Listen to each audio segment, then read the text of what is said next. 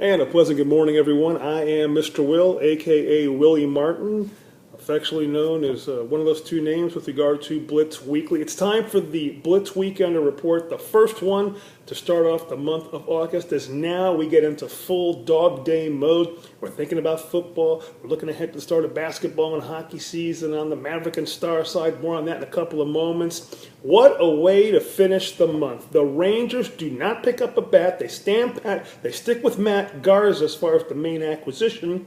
And they have the Angels come in for a 3-game set. And prior to this 3-game set, only 4 times ever have a team gone the route of back-to-back walk-off victories. Most recently, go back to 2004, Detroit Tigers did that. I believe the Yankees in 2001 during the World Series against the D-backs did the same thing. D-backs in town August 1st for a makeup game here in Arlington. Ernesto Frieri, you may remember he had that fallout August 1st, 2012 under a full moon. A game that was a wild affair that the Rangers won 11-10 that led them toward that dramatic finish and that 1-game playoff with Baltimore. Well, this time around, this was a series that the Angels should have won all 3, except Ernesto Frieri and that Angels bullpen looking more like the Buffalo Bills every time they played the Dallas Cowboys. They would lose and get embarrassed in the process. Monday night, you had a dramatic walk-off hit, home run by one Giovanni Soto to make it a nice win there for Texas. Tuesday night, a 5-hour affair for a 10-inning game. I thought it was the Red Sox and Yankees playing. Leonis Martin with a walk-off hit in the 10th inning for a 14-11 victory.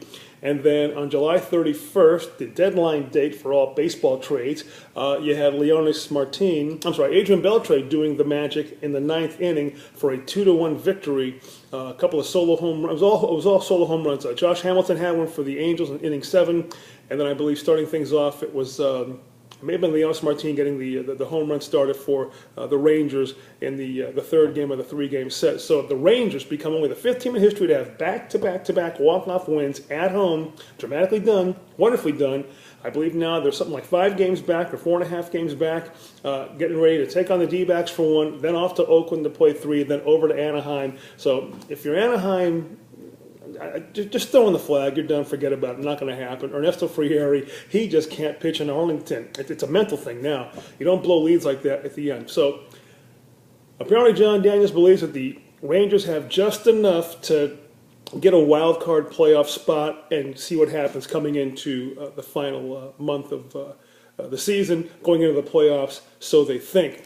57 meetings left. Still, you got 11 games to play with Anaheim, 10 with Houston, 9 with Oakland, and somewhere in that mix, I think 10 with Seattle. So the 57 or 56 games remaining, you're going to have 38 of that against teams in the AL West. Throw in Pittsburgh for a couple, throw in KC for a couple. Baltimore picks up Bud Norris from Houston. That was a big acquisition, and I believe Oakland picked up a kid from from the Angels, Kayaspo, I believe. Otherwise, kind of a quiet day here on the deadline. And Michael Young does not leave Philadelphia. That kind of shocked me. And I'm hearing that A-Rod's going to get the lifetime suspension. We'll be getting word on that probably Friday, August 2nd at the latest. The union has been notified. That's going to be interesting. You've also got the start of football. Exhibitionally speaking, now through Groundhog's Day, we will not have a weekend without football to sink our teeth into, to watch, talk about, get our fantasy league started. You name it, it's going to be happening. You got some Hall of Fame inductions going on, and you also have the Cowboys and Dolphins going to be leading things off in the Hall of Fame game Sunday night. Don't know if Tony Romo's going to play, but that'll start the ball on the exhibition side of football for the regular season coming up, September 5th, September 8th. Cowboys hosting the Giants. We're also about a month away from the start of training camp for the Dallas Stars. That'll be starting September 11th out Fort Worth way. That'll be a lot of fun. And the Mavericks, they did re-sign a bunch of old faces and some new ones. Shane Larkin, he got re-signed. Ditto, Devin Harris, he's back. Welcome back, Devin. Ditto for Brandon Wright. Monte Ellis got signed. And I'm forgetting someone in that mix, but the talk about DeJuan Blair now coming to the Mavericks, a good big man to supplement Dirk Nowitzki, provided he stays healthy coming into the new year. And by the way, Dirk, congrats on fatherhood. By the way, July 31st, happy birthday, DeMarcus Ware. Mark Cuban. In heaven, Kurt Gowdy. My friend out in Knoxville way, Vince Ferrara. He's a year older. So happy birthday to all you gentlemen. Here we are now into the month of August, and my friend Audra Stamp, I know, is going to have some wonderful ideas to throw your way. A couple I want to talk about, beginning with if you're one of those gamer types, we have got an event going on at the Hilton Anatole called QuakeCon. It's free to join. Just go on out there, get the latest on all the big gaming stuff that's going on right now. I couldn't do that. I'm too ADD, but you can, so check that out. Hilton Anatole, downtown Dallas off the I-35. Just go punch it up on Google and get the information. Saturday, American Airlines Center, the return of the greatest show on earth. The Ringling Brothers Barnum Bailey Circus is back. You'll see trapeze acts, you'll see elephants, you'll see flying acrobats, you'll see all of that vernacular worth checking out. Go to the AAC to get more information for that. And if you're a fan of the music and the hard rock and the like, you know, little secret I'm going to share with you right here, right now. When I came to Dallas back in 2001, one of the first concerts I went and attended was at the old Smirnoff Center. It was Morbid Scrape, it was Static X, it was Slayer, it was Pantera. I'm in the pit, I'm slam dancing, I'm kicking ass, I'm taking names. Yes, I'm still a headbanger at heart. And Lord knows, if ever you put Metallica and Megadeth together, you've got Mega Metallica. But this weekend, this Sunday to be precise, you're going to have two people finishing out the tour of the Rockstar Energy Mayhem. A bunch of bands going to be performing. I'm speaking, though, of course, of Five Finger Death Punch and Rob Zombie. More human than human. Worth checking out. Love my metal.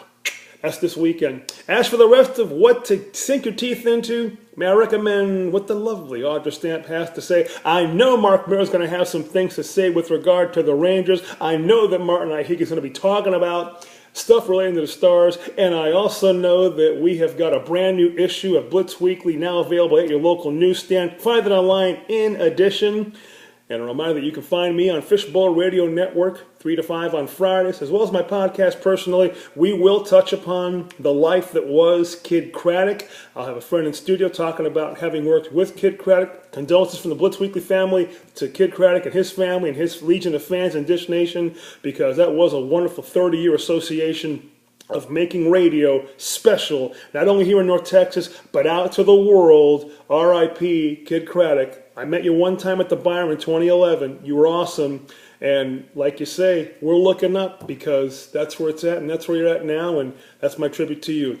On behalf of the Blitz Weekly family, and to all those who contribute, keep doing what you do. I'm Mr. Will, a.k.a. Willie Martin. This concludes this week's Blitz Weekender Report for the week of August 1st through, we think, August 3rd or August 4th. Hello, Dog Days. Talk soon.